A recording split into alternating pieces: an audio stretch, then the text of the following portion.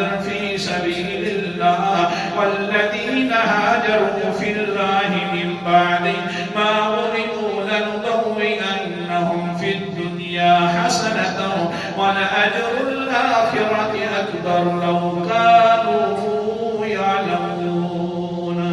اے وہ لوگوں ہاجروا فی اللہ، اے مومنین اب اللہ کے راستے کے اندر ہجرت کرنا شروع کر دو. من بعد ما ظلموا، بہت زیادہ ظالموں نے اب ظلم کر لیے، اب انہوں نے یقین بھی کر لیا ہے کہ صحابہ واپس آنے والے نہیں ہیں. اور یہ جو کہتے ہیں کہ صحابہ نعوذ باللہ یوں ہو گئے اور تم ہو گئے، اللہ حفاظت فرمائے. آگے فرمایا لَنُبَوِّئَنَّهُمْ فِي الدُّنْيَا حَسَنًا. عجیب الفاظ ہے قرآن مقدس کے. جو سکون دل کے اندر تھا اب جسم والا بھی سکون آ رہا ہے. وہ کون سا ہے؟ لَنُبَوِّئَنَّهُمْ فِي الدُّنْيَا حَسَنًا.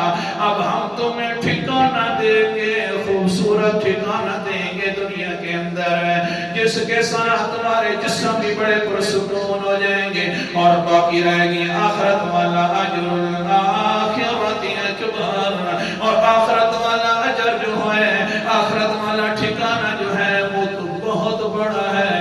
اب چلو ہجرت کرو جناب. حبشہ کی طرف 70 صحابہ نے ہجرت